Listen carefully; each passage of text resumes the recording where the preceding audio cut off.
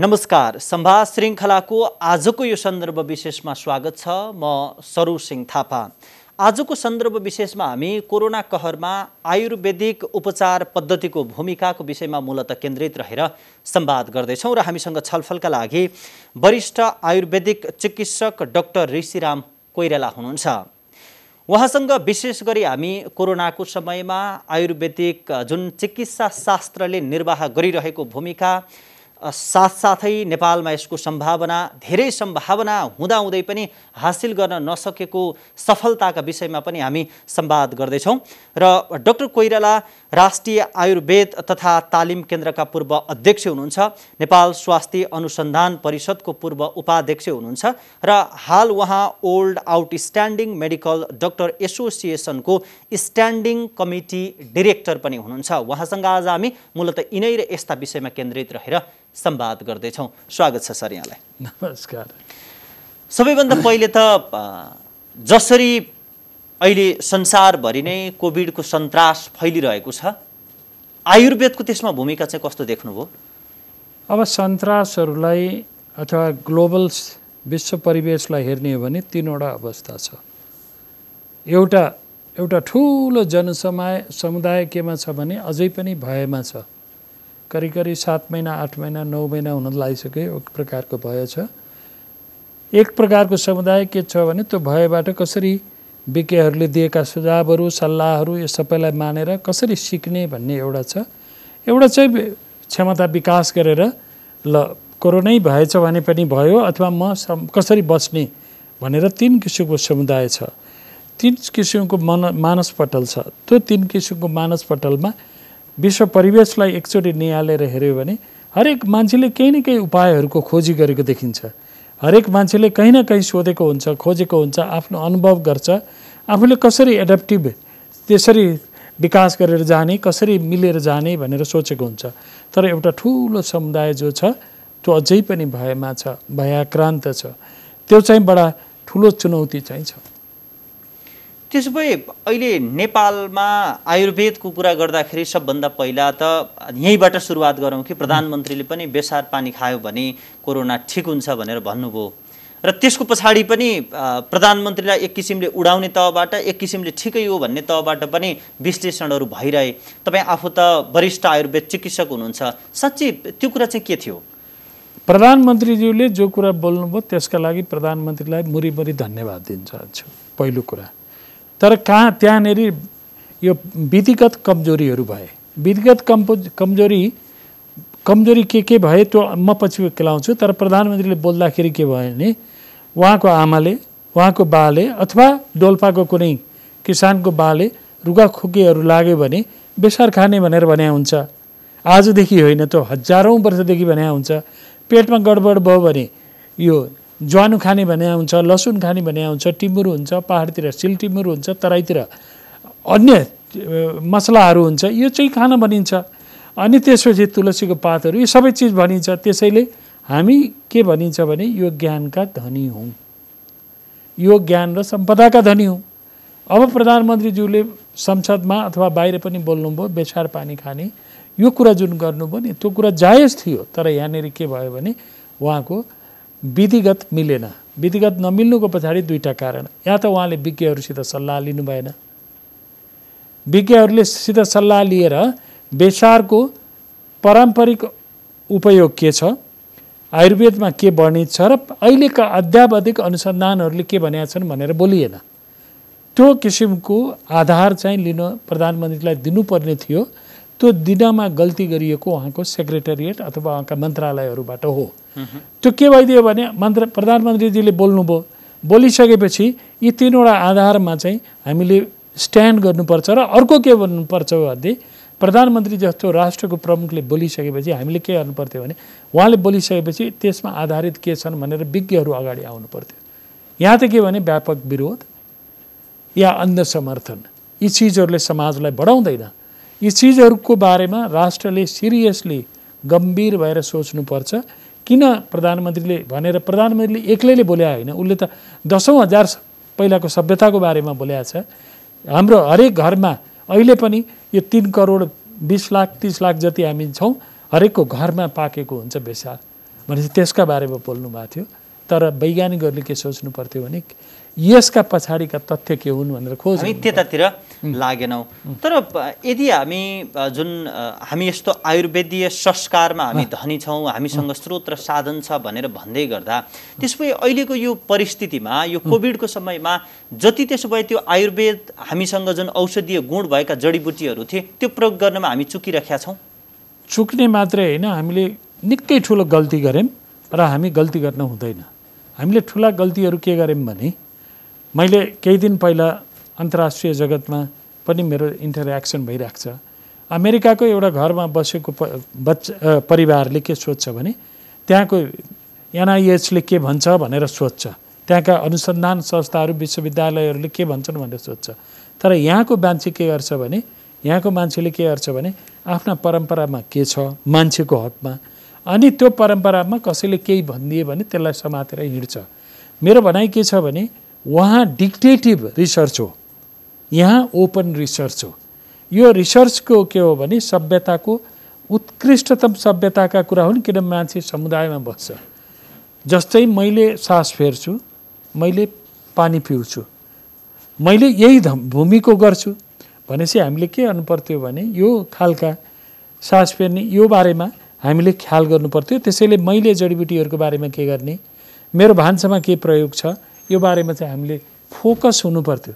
यो चाहिँ हामीले चुक्यौँ, अहिले पनि चुक्यौँ। यसलाई के उपाय गर्नु पर्थ्यो अहिले सल्लाह। अहिले जसरी चीनको यो कोभिडको उपचारको पद्धतिको विषयमा कुराकानी गर्ने हो भने यहाँ त यो कोरोना पछाडि चीन पनि पुगेर आउनुभयो। चीनले जस्तो आफ्नो उपचार पद्धतिमा मौलिक पद्धति प्रयोग गरेको भन्ने कुरा सुनिन्छ। अब त्यो कति जायज हो, कति सत्य कुरा हो, यो यहाँले पनि बताउनु होला। अहिले खालि हामी यो कोभिडलाई नियन्त्रण गर्ने पाटोमा र उपचार गर्ने पाटोमा एलोप्याथिक र WHO ले जुन किसिमको निर्देशन दिएको छ त्यही निर्देशिका फलो गर्ने काम बाहेक हामी अरू गर्न सकेनौँ। हामी ठिकै गरिरहेका छौँ कि चुक्या छौँ? अब के हुन्छ भने विश्व स्वास्थ्य सङ्गठन र त्यो सङ्गठनबाट निर्देशित केही सिद्धान्तहरू, केही अन्य देशका सिद्धान्तहरूलाई लिएर प्रयोग गर्ने, सेवा चाहिँ प्रवाह गर्ने, यो कुराहरू जायज हुन्। यसमा हामीले दुविधा गर्नु हुँदैन। किनभने राष्ट्रले बोल्दाखेरि स्वास्थ्य मन्त्रालय अथवा राष्ट्र बोल्नुपर्छ, स्वास्थ्य अनुसन्धान परिषद जस्ता संस्थाहरू बोल्नुपर्छ। तर हामीले तात्विक गल्ती यहाँनिर गरेका छौँ। म त्यसको बारेमा धेरै बोल्नु पर्दैन, किनभने निर्दिष्ट सिद्धान्तहरू तय गरेका छन्। तर आयुर्वेद चिकित्सा पद्धति भनेको 1978 देखि विश्व स्वास्थ्य सङ्गठनले मानेको चिकित्सा पद्धति हो। पक्कै यो आजको होइन। भनेपछि हाम्रो परम्परा भनेको आजको परम्परा होइन। आजको परम्परा नभइसकेपछि हामीले गल्ती कहाँनिर गऱ्यौँ भने जसले जे भन्छन्, जस्तै मानौँ एउटा कोरोनाको सन्तास बढिसकेपछि एउटा परिवारलाई गएर 10वटा परिवारलाई गएर सोधौँ तपाईँ बिहानदेखि बेलुकासम्म के गर्नुहुन्छ भन्दाखेरि उनीहरूले यथार्थता बताउँछ जीवनमा उसले गरेको काम। सुनेर जायज होला नहोला, किनभने उसले योग गरेको छ, प्राणायाम गरेको छ, तुलसीको चिया खाएको छ, बेसार खाएको छ, मरिच खाएको छ, खानपिनहरूमा ख्याल गरेको छ, सोचमा परिवर्तन गरेको छ, अनि गिलोय कुडुचीहरू भनेको छ, यो सबै खान्छ। त्यो खाएपछि त्यो मान्छेले के गरेको छ भने त्यो चिजहरू जो खाएको छ नि त्यो एउटा आधार हुन्छ, त्यो एउटा आधार हुन्छ अनुसन्धानका लागि। दोस्रो के हुन्छ भने आयुर्वेदिक संस्थाहरूले जे सुविधाहरू उपलब्ध गरिसकेका छन् त्यो एउटा दोस्रो आधार हुन्छ। तेस्रो आधार के हुन्छ भने ती औषधिका परिवेशहरूमा, जस्तै चाइनाको तपाईँले प्रसङ्ग उठाउनु भयो, चाइनामा ट्रेडिसनल मेडिसिन करिब 60% कोरोनाका केसहरूमा प्रयोग गए। तिनीहरूले इटलीमा पनि पठाए। म यो भन्दिनँ कि आयुर्वेदमा कोरोनाको उपचार छ मैले भनेको होइन, तर यी उपायहरूको खोजी त हो। यी उपायहरूले इम्युनिटी, व्याधि क्षमता बढाउने, रोग प्रतिरोधात्मक क्षमताहरू बढाउने, यी सब कुराहरू त हुन्छ नि। हामीले कहाँनिर गल्ती गऱ्यौँ भने यी सबै चिजलाई चाहिँ सेन्ट्रलाइज गर्नु पर्थ्यो, रोस्टम बनाइनु पर्थ्यो वैज्ञानिकहरूको। तिमीहरूले कोरोनाका लागि प्रयोग गर्न चाहेको कुराहरू के हो भनेर एक ठाउँमा ल्याइनु पर्थ्यो। तर रिसर्चको मोडल अर्को ढङ्गले जानुपर्छ यस्तोमा। किनभने कोरोना भइसकेका मान्छेलाई कसैले गएर त्यसै कुनै चिकित्सकले उपचार गर्न त पाउँदैन। नपाउने उपचार भइसकेपछि के हुन्थ्यो भने त्यो व्यक्ति जसले चिकित्सक होला जो होला उसले म उपचारको ट्रायल हेर्छु भनेर मिल्दैन। तर के भने राष्ट्रले चुक्यो यहाँनिर। अर्को कुरा ठुलो चुकेको के छ भने जो ठिक भएर आए नि उनीहरूले सङ्गीत सिकाएको थिए कि योग सिकाएको थिए कि भनेर हामीले सर्वे गरेनौँ। त्यसबाट पनि ठुलो शिक्षा लिनु पर्थ्यो, त्यो पनि हामीले चुक्यौँ। चुकिसकेपछि हामी के भयौँ भने अब हामीले चुक्न हुँदैन, अब हामीले गर्नुपर्छ। र राष्ट्रिय रूपमा हामीले के समझदारी विकास गर्नुपर्छ भने के गर्नुपर्छ भने एउटा आम सहमति, विशेषतः विज्ञहरूका बिचमा सहमति, वैज्ञानिक भनाउँदाहरूका बिचमा सहमति गर्नुपर्छ, त्यो जरुरी हुन्छ। त्यसो भए अब यो आयुर्वेदकै विषयमा कुराकानी गर्दा जसरी आयुर्वेदमा गुर्जो खानुपर्छ भनेर गुर्जो आतङ्क एक किसिमले मचिरहेको अवस्था छ, बेसारको अवस्था छ, खास यी कुराहरू जायज नै हुन् कि अब यसले निको नै बनाउने हो कि यसले रोग प्रतिरोधात्मक क्षमता वृद्धि गर्ने हो कि खास के रहेछ यो कुरा? यसमा तपाईँलाई म पहिलो कुरा अमेरिकामा प्रयोग गरेका कुराहरू उदाहरण त दिन्छु, किनभने हामी लगातार टचमा छौँ। के हुन्छ भने कोरोना पोजिटिभ र कोरोना नेगेटिभ र पोस्ट कोभिड सिन्ड्रोम भनेर पनि भनिन्छ आजभोलि। पोस्ट कोभिड सिन्ड्रोम, कोरोना एउटै डिजिज होइन, यसले विभिन्न सिस्टमहरूलाई चाहिँ एफेक्ट गर्छ। यो छातीको लागि मात्रै होइन, पहिलो कुरा। त्यसपछि के भयो भने यसका सबै उपायहरूको खोज हुन थाल्यो। म तपाईँलाई भनौँ, नेतीको अनुसन्धान बेलायतमा 2टा युनिभर्सिटीहरूले 2 पटक गर्यो। त्यसले के गर्यो भने नाकको भित्रपट्टि भएको भाइरसको चाहिँ पपुलेसन चाहिँ डिक्रिज गर्नलाई। त्यसै सन्दर्भमा छलफल हुँदाखेरि मैले के भने मेरो राय के थियो भने भाइरस चाहिँ लाइपोफिलिक हुन्छ, बोसोसित सेन्सिटिभ हुन्छ। बोसोसित सेन्सिटिभ भएको हुनाले सलाइन वाटर मात्रै नभएर लिपिड सलाइन मिक्स वाटरबाट गर्नुपर्छ भनेर मैले सल्लाह दिएँ। त्यसपछि अनि अमेरिकाको अनुभवलाई सेयर गरौँ। अमेरिकाको अनुभवमा 5वटा स्तरमा आयुर्वेद अथवा जडीबुटी बेस औषधिहरूको प्रयोग भएको छ। एउटा के छ भने जब कोभिड पोजिटिभ भइसकेपछि त्यो लक्षण रहित छ भने त्यसमा चाहिँ बाबुले भने चाहिँ, किनभने त्यहाँ गिलोएको क्याप्सुल पनि पाइन्छ। बेसार त अमेरिकनहरू करिब 20%ले खान्छ, आजदेखि होइन, 2 वर्ष 3 वर्षदेखि त एकदमै बढेर गयो। येलो कफीदेखि, येलो मिल्कदेखि लिएर येलो गोल्डन टर्मेरिक भनेर सबैले खान्छन्। ती अलग कुरा भयो, सुरुवात भइसकेको छ, त्यो धेरै भइसक्यो। अनि त्यसपछि त्यो खान्छन्। अनि त्यसपछि सिनामन, यो दालचिनीहरू, मरिचहरू, त्यसपछि ग्रिन टीहरू, यिनीहरूले पनि व्याधिसम्मत। त्यसपछि लक्षण कोभिड पोजिटिभ भएर लक्षण नभएका मान्छेहरूलाई एक प्रकारको आयुर्वेदिक औषधिहरूको प्रयोग छ। अब लक्षण भएकामा के गर्ने? लक्षण भएका व्यक्तिहरूलाई मैले आयुर्वेदका इन्स्टिट्युसनमा डाइरेक्ट ल्याऊ भन्दिनँ। अमेरिकामा त्यस्तो होइन। अमेरिकाका डक्टरको नाम फेरि त म बताउन सक्छु बाबु, तर कारण के छ भने त्यहाँ के गर्छ भने तपाईँको आयुर्वेदका केही जडीबुटीहरू जो ज्वरमा प्रयोग हुन्छ, ज्वरमा प्रयोग हुन्छ र विषादी लक्षणहरू घटाउनलाई प्रयोग हुन्छ, तिनीहरूको प्रयोग हुन्छ। तिनीहरूको प्रयोगमा हामीहरूको चिराइतो जस्ता, हामीहरूको पाती जस्ता, हामीहरूको कालमेघ जस्ता, पारिजात जस्तो यस्ता औषधिहरूको प्रयोग हुन्छ। त्यसै गरेर सिभियर मोडरेट लक्षण हुनेलाई एउटा छ, सिभियर लक्षण हुनेलाई एक्सट्रा छ। त्यतिखेरसम्म प्रयोगहरू हुन्छ। त्यसपछि बाहिर आइसकेपछि, ठिक भइसकेपछि नि कोभिड सिन्ड्रोम चाहिँ बचिरहेको छ, त्यतिखेर दिने केही औषधिहरू छन् जसमा चाहिँ बोसेलिया सराटा भन्छ, सल्लकी भन्छ, तुलसी भन्छ, यिनीहरू दिइन्छन्। नियमित इम्युनो बुस्टरहरू, इम्युनो इन्हान्सरहरू यसरी दिएर राखेको छ।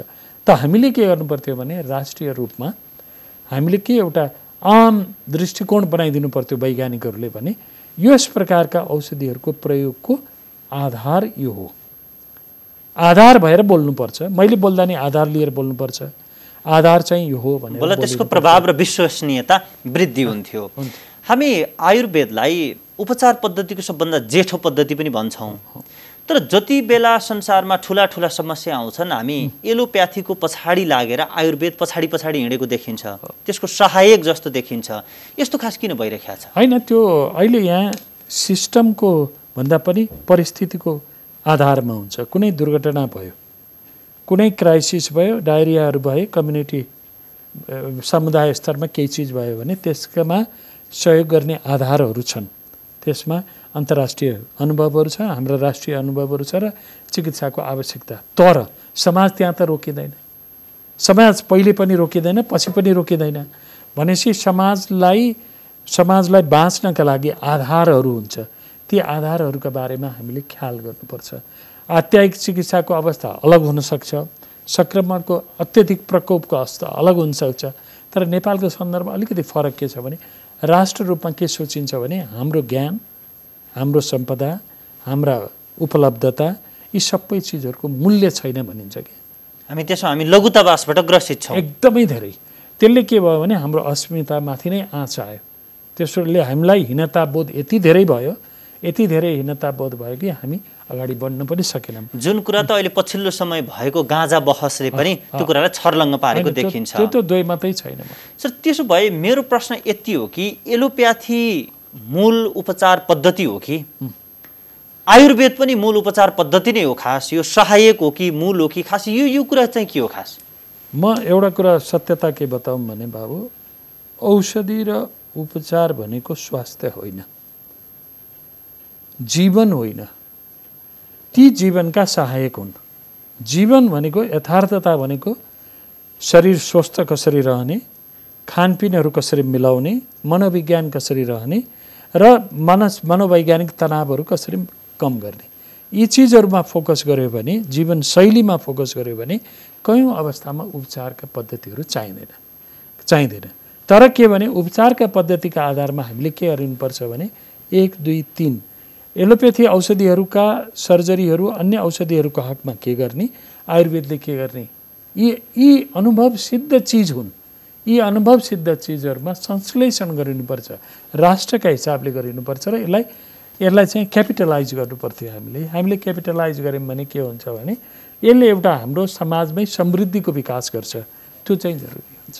त्यसो भए हामी जडीबुटी र वनस्पतिको प्रचार र व्यापार व्यवसाय अथवा तिनीहरूको औषधिजन्य गुणको खोजी नीति गर्नमा हामी चुकिरहेको कुरा सत्य छ।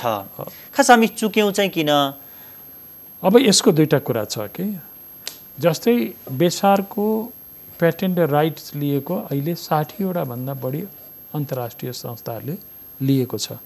त्यसको फेरिस त थाहा पाउन कुनै गाह्रो छैन। वर्ल्ड इन्टेलेक्चुअल प्रोपर्टी राइट्सकोमा गएर हेरे हुन्छ। अब हामीले कहाँनिर चुक्यौँ भन्ने प्रश्न आयो। म पहिलो के भने यसमा हाम्रो समृद्धशालीता के हो बाबुलाई बताउँ।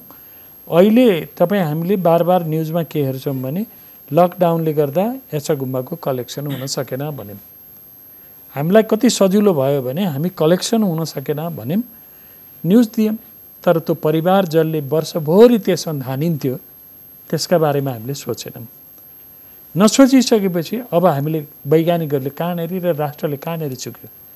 याचागुम्बा पहाडी जिल्लाहरूको, हिमाली जिल्लाहरूको आय स्रोतको थियो भने त्यसमा हामीले किन रिसर्च गरेनौँ, किन हामीले प्रविधिको विकास गरेनौँ, किन हामीले सस्टेनेबल ग्रोथको विकास गरेनौँ। त्यसै गरेर कयौँ जडीबुटीहरू नेपालका आफ्ना सम्पत्ति हुन्। अब त्यसमा के भयो भने ती सम्पत्तिहरूलाई कसरी क्यापिटलाइज गर्ने, कसरी यसलाई चाहिँ आर्थिक समृद्धिका लागि प्रयोग गर्ने, त्यसमा हामीले सोचेनौँ र गऱ्यौँ। कहाँनिर गल्ती 90% भन्दा बजेट लगेर हामीले स्वास्थ्य मन्त्रालयको मेन स्ट्रिम एलोप्याथी भनेर राख्यौँ।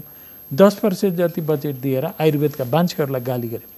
मैले गाली खाएको छु, मेरा साथीहरूले गाली खाएका छन्, किनभने तिमीहरूले आयुर्वेदको विकास गरेनौ भनेर। यो आयुर्वेदका व्यक्तिहरूको मात्रै होइन, यो राष्ट्रको सम्पत्ति हो। जडीबुटीको क्यापिटलाइज गर्नु भनेको राष्ट्रका सम्पत्ति हो। यसमा आयुर्वेदका चिकित्सकहरू मात्रै दुःख बनाउ र रोएका छैनन्। यसमा वनस्पति विज्ञहरू, यसमा युनिभर्सिटीका विज्ञहरू, यी सबैलाई चोट परेको छ बाबु, चोट परेको छ। र अर्को एउटा ठुलो नराम्रो परिपाटी गत 40 वर्षदेखि के भयो भने हामीले राष्ट्रका बारेमा खोज गरेनौँ। बाबुले जस्तै मोही खानुहुन्छ, मोहीको बारेमा हामीले बताएनौँ। मोहीमा कुन खालको ब्याक्टेरिया हुन्छ भनेर तपाईँले खोजी नीति नै गरेन। हामीले राष्ट्रिय सम्पत्तिको त खोजी नै गरेका छैनौँ। व्यवहारको, ज्ञानको, सिपको, कलाको खोजी गरेका छैनौँ। र हाम्रा अनुसन्धान संस्थाहरूले बाहिरका अनुसन्धान युनिभर्सिटीहरूलाई सहयोग गर्नलाई मात्रै काम गरेका छन्। सहयोग गर्नलाई काम गरेको उदाहरण तपाईँलाई म दिन्छु। हामीले के गरेका छौँ भने हामीले यहाँ जति रिसर्च गरेका छौँ, रिसर्चका नाममा हाम्रो रिसर्चका केही गल्ती खामीहरू छन्। हाम्रो रिसर्च टाइम बााउन्ड रिसर्च हुन्छ, वार्षिक बजेटमा भर पर्छ। हेर, दोस्रो के हुन्छ, रिसर्च संस्थाहरूलाई हामीले केही पनि दिनु पर्दैन, किनभने यी त सुख सयलका मान्छे हुन् भन्छौँ। तेस्रो के हुन्छ भने हामी रिसर्चहरू त्यो सडक टाले जस्तो टाल्छौँ। रिसर्च कुनै औषधिको आविष्कार भनेको त्यो 15 वर्ष लाग्न सक्छ, 10 वर्ष लाग्न सक्छ। हामीले निरन्तर त्यसमा लगानी गर्दैनौँ। न हामीले हाम्रा विद्वान वैज्ञानिकहरूलाई एक ठाउँमा ल्याउँछौँ। हामी त के गर्छौँ भने एउटा टेबलमा आयुर्वेदका डाक्टर, एउटा टेबलमा एलोपेथीका डाक्टर, त्यसरी अनुसन्धानका मान्छेहरू बसेर झगडा मात्रै गर्छौँ। म एउटै प्रश्न सोध्छु, आज जसले बेसारको विरोध गर्नुहुन्छ नि उहाँ मित्रहरूलाई सोध्छु, उहाँको भान्सामा अहिले पनि बेसार पाकेको छ, अहिले पनि ज्वानो पाकेको छ। फरक के हो भने हामीले यी चिजहरूलाई क्यापिटलाइज गरेर राष्ट्रिय रूपमा शोध गरिनु पर्थ्यो। त्यो गर्न हामी सकेनौँ, हामी चुक्यौँ। र एउटा अर्को म जरुरी बताउनु पर्ने के छ भने नेपालमा करिब 40वटा यस्ता अनुसन्धानमा संलग्न संस्थाहरू छन्, विश्वविद्यालयहरू छन्। तर त्यहाँ के गरिन्छ भने बाबु, त्यहाँ गरिएका कुनै पनि पेरियोडिक रिसर्चहरू छ नि, अनुसन्धानहरू छ नि, कुनै कालखण्डमा गरिएका अनुसन्धानहरूको डाटा छैन हामीसित। त्यो डाटा हामीले इन्टरनेसनल जर्नलमा निकाल्यौँ, अर्काका लागि फेसिलिटी त गऱ्यौँ, राष्ट्रका लागि आउटकम आफ्नो लागि पनि गरेनौँ। 40 वर्षमा हामीले के गर्यौँ भने सानो जिरोबाट सुरु गरेका थियौँ, ठुलो जिरो राष्ट्रका लागि शून्य गरेका छौँ हामीले। यी सबै संस्थाहरूले गरेको कामको एउटै ठुलो गल्ती भएको छ। अब यहाँले पनि जुन प्याटेन्ट राइटको कुरा गर्नुभयो, अहिले ती वनस्पति, अब ती तौर तरिका शैली हाम्रो जीवन पद्धतिबाट त्यो परिष्कृत हुँदै आएको छ र त्यसको प्याटेन्ट राइटहरू भनेको विदेशीले लिइरहेको अवस्था छ भने अब यसमा हामी सचेत हुनुपर्ने ठाउँ के छ, नेपालले गर्नुपर्ने चाहिँ के हो छोटोमा भन्दा? बाबुलाई छोटोमा भन्ने के हो भने यो सबै प्रकारको जति प्रकारको ज्ञान, प्रविधि, सिप, कला उत्पादन छ नि, यसलाई राष्ट्रिय अभिलेखीकरण गर्नुपर्छ र राष्ट्रिय रजिस्ट्रेसन गर्नुपर्छ। त्यो भएको छैन। त्यसको जिम्मेवारी थियो राष्ट्रिय आयुर्वेद अनुसन्धान तथा तालिम केन्द्रको, त्यसको जिम्मेवारी थियो, र वनस्पति विभागको त्यसको जिम्मेवारी। दोस्रो काम के गरिनुपर्छ भने यी अभिलेखीकरण गरिसकेपछि हामीले के गर्नुपर्थ्यो भने UIPO-मा, world intellectual property rights organisation, त्यो अर्गनाइजेसनमा हामीले लगेर के गर्नुपर्थ्यो भने त्यसलाई दर्ता गरिनु पर्थ्यो। दोस्रो, हामीसित यति धेरै 4500 भन्दा बढी हस्तलिखित ग्रन्थहरू छन् नेपालमा। ती ग्रन्थहरूको हाम्रो राष्ट्रिय अभिलेखीकरण छैन। अभिलेखालयले के गर्छ भने जसलाई पनि उही रेटमा अथवा विदेशीलाई अलि बढी होला बिक्री गर्छ, त्यसरी बिक्री गर्न पाइन्थेन। किनभने राष्ट्रिय अभिलेखीकरण, अभिलेखालयको काम अभिलेखीकरण हो, तर के भने त्यसलाई अनुसन्धानमा लगेर त्यसको क्यापासिटी गरिनु पर्थ्यो। तेस्रो सबभन्दा ठुलो के थियो भने अर्को ठुलो समुदाय भनेको पारम्परिक औषधिहरू गर्ने, त्यो डोल्पाको मान्छे हुनसक्छ, जुम्लाको हुनसक्छ, विराटनगरको हुनु, त्यो ज्ञानलाई चाहिँ के गरिनु पर्थ्यो, अभिलेखीकरण गरिनु पर्थ्यो। त्यस चौथो सबभन्दा ठुलो मिस्टेक के भयो भने लिगल इन्स्ट्रुमेन्ट छैन, कानुनी हतियारहरू छैन, कानुनी के अरे पद्धति छैन। नेपालमा कुनै पनि यस्ता प्रकारका कपिराइटहरूको पद्धति छैन। यो पद्धतिको खोज हुन थालेको र यो अन्तर्राष्ट्रिय व्यवस्थापन हुन थालेको 30 वर्ष भयो।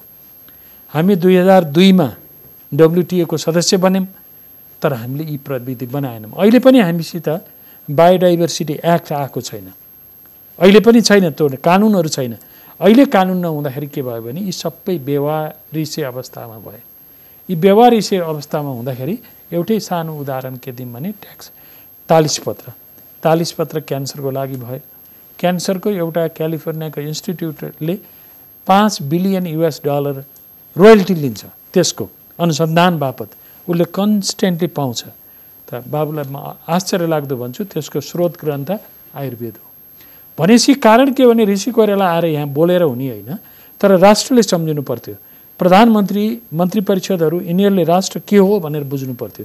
अहिले तपाईँले गाँजाको प्रसङ्ग ल्याउनु, नेपालमा मात्रै गाँजाको औषधि कति आयात हुन्छ भनेर हेऱ्यो भने ट्रेड हाम्रो वैद्यखानामा नै बाहिरबाट खरिद गरेर ल्याउँछौँ। होइन, वैद्यखानामा त बनाउनै पाउँदैन, अहिले नपाएकै धेरै वर्ष भइसक्यो। भन्न के खोजेको भने यो गाँजाका औषधिहरू बाहिरबाट आयात गर्दाखेरि नै त्यसको भोल्युम, त्यो पनि अमेरिकाबाट ल्याउँछौँ, हामी युरोपबाट ल्याउँछौँ। त हामीले आफ्नो बनायौँ भने अन्तर्राष्ट्रिय जगतमा त पठाउन सक्छौँ नि। त्यसो भए आयुर्वेदबाट नेपाललाई धनी कसरी बनाउने सम्भावना त जति पनि रहेछ, त्यो सम्भावनाको उपयोग चाहिँ कसरी गर्ने? अब यसको एकदमै क्लियर पिक्चर छ। स्टेप 1 भनेको हामीले के गर्ने भने हामीसित भएका स्रोतहरूको एक ठाउँमा ल्याएर राख्ने।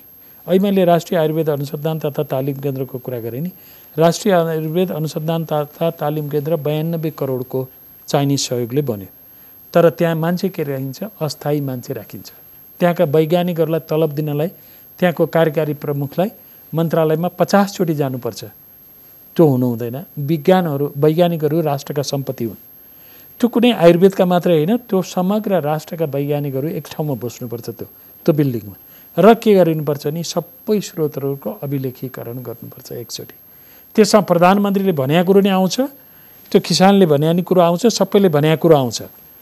त्यो अभिलेखीकरण गरिसकेपछि सेकेन्डमा के गर्नु पर्यो भने अन्तर्राष्ट्रिय बजारमा यसको के मूल्य छ, व्यापारमा के मूल्य छ र स्वास्थ्यमा के बेनिफिट छ। स्वास्थ्य भन्ने बित्तिकै 4-5 वटा क्याटेगोरी छ। एउटा पोषणका रूपमा के गरिन सकिन्छ, खाद्यका रूपमा के गरिन सकिन्छ, कस्मेटिकका रूपमा के, टोयलेट्रिजका रूपमा के गरिन्छ र व्याधि क्षमता बढाउनलाई के गरिन्छ र रोगको उपचारमा के गरि सकिन्छ भनेर ठ्याक्क क्लासिफाई गर्नु पर्यो। त्यसभित्र के आयो त इसेन्सियल ओइलहरू आउन सक्छ सबै। र नेपालमा कहाँनेरि यसको उत्पत्ति हुनसक्छ अथवा उत्पादन हुनसक्छ त्यो कुराको खोजी गर्नु पर्यो। त्यो खोजी गर्ने बित्तिकै जस्तै अहिले म तपाईँलाई भनौँ, तपाईँले अगरु भन्ने सुन्नुभएको छ। नेपालमा करिब 5 लाख बिरुवाहरू छ अगरुको।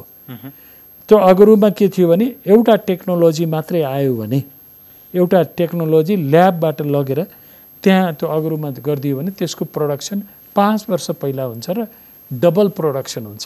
यो भनेको टेक्नोलोजी हो। अब हामीले के गर्यौँ भने यो सबै चिजको अभिलेखी गरिसकेपछि हामी टेक्नोलोजीको कुन टेक्नोलोजी सुइटेबल हुन्छ। तपाईँले अहिले भन्नुभयो गाँजाको भन्नुभयो, गाँजाको लागि टेक्नोलोजीमा सपोर्ट गर्नलाई जापान तयार छ, इजरायल तयार छ, अमेरिका तयार छ। हामी हाम्रा ज्ञानहरूलाई एक ठाउँमा ल्याइसकेपछि हामी टेक्नोलोजी आयात गर्छौँ र हाम्रै टेक्नोलोजीलाई जसलाई अपग्रेड गर्छौँ, एप्रोप्रिएट टेक्नोलोजी भन्छ, के चिजले हामीलाई ठिक हुन्छ त्यो खालको टेक्नोलोजी हामी विकास गर्ने बित्तिकै हामी के गर्छौँ भने तपाईँले अहिले एचएगुममा बिक्री भएको पैसा भन्दा हामी डबलमा पैसामा बिक्री गर्न सक्छौँ। त्यसलाई सस्टेनेबल यो के हुन्छ दिगो विकासमा लान सक्छौँ, वातावरणको विकासमा लान सक्छौँ। त्यसै गरेर हामीले 50 वटा जडीबुटीहरू यो देशबाट हाई भ्यालुमा बेच्न सक्यौँ र कम मूल्य भए पनि हामीले संसारमा फैलाउन सक्यौँ र हाम्रो जनतालाई दिन सक्यौँ भने अर्को आय स्रोत चाहिँदैन। तर हामी कहाँ त यति धेरै जडीबुटी हुँदा पनि पहिलो कुरा त त्यसमा अनुसन्धान हुने, त्यसमा खोजी नीति हुने, त्यसको उपयोगिता विस्तार गर्ने काम पनि हुन सकेका छैन। यदि भलै केही जडीबुटीहरू चिनेर त्यसको व्यापार व्यवसाय भएको छ भने हामी कहाँबाट ती जडीबुटीहरू गुन्द्रुकको मूल्यमा, सिन्कीको मूल्यमा गइरहेका छन्। अनि त्यसमा केही कमीहरू छन्।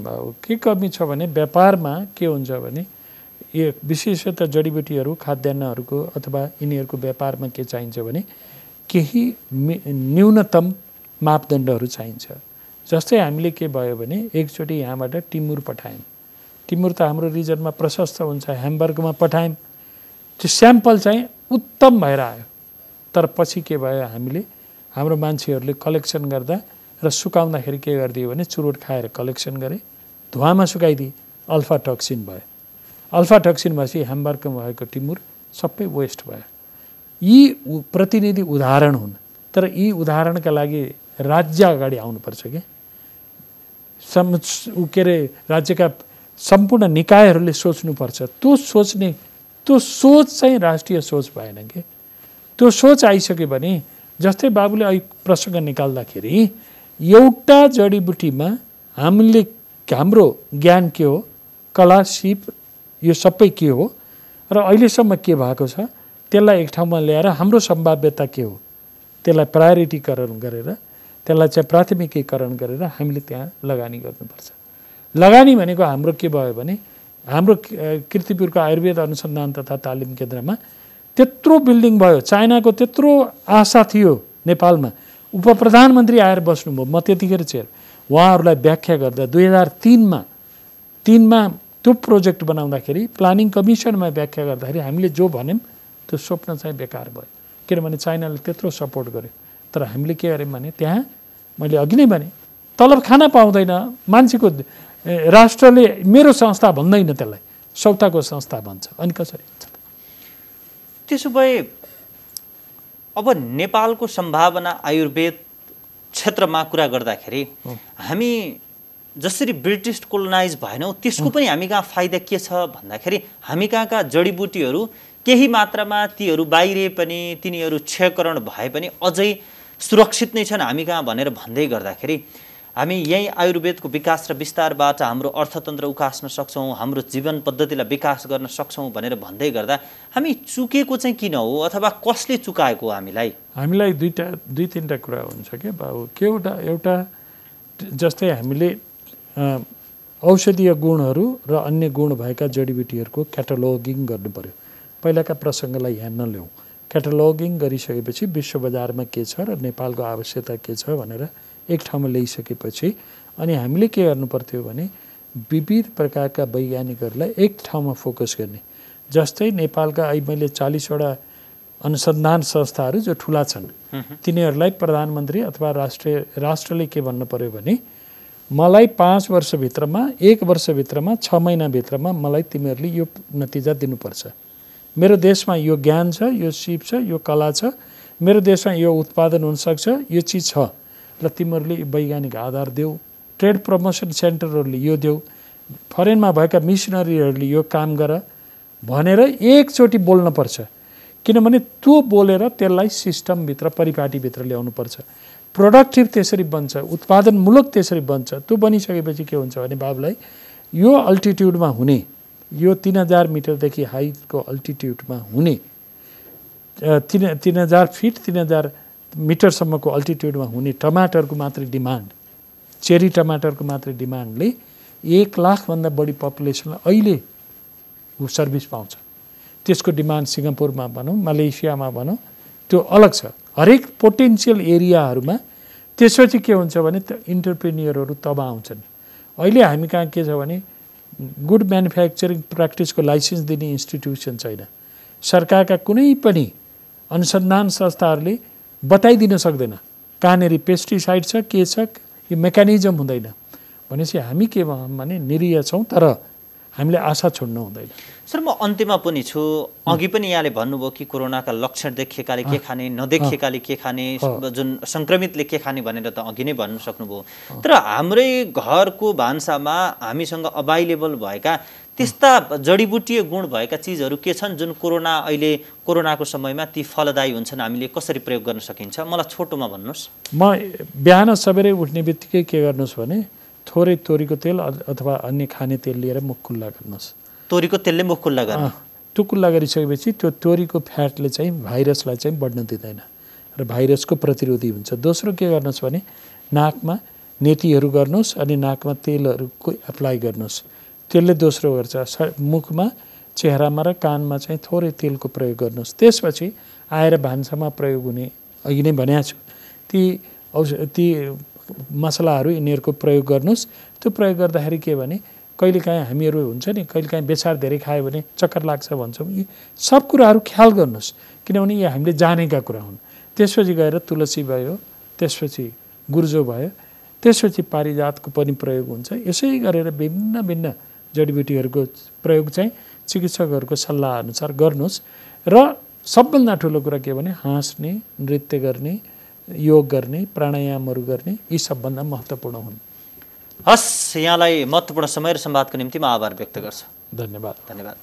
दर्शकबिन, उहाँ हुनुहुन्थ्यो वरिष्ठ आयुर्वेदिक चिकित्सक डाक्टर ऋषिराम कोइराला। उहाँसँग मूलतः यो कोरोनाको समयमा आम जनताले र राज्य पक्षले आयुर्वेदिक क्षेत्रमा देखाउनुपर्ने भूमिका के हो र यसले जुन कोरोना कहरमा पार्न सक्ने प्रभावहरू कस्ता हुन्छन्, यसलाई हामी कसरी उपयोग गर्नुपर्छ भन्ने विषयमा मूलतः केन्द्रित रहेर संवाद गऱ्यौँ। नयाँ पात्र र विषयका साथ पुनः उपस्थित हुनेछौँ। नमस्कार।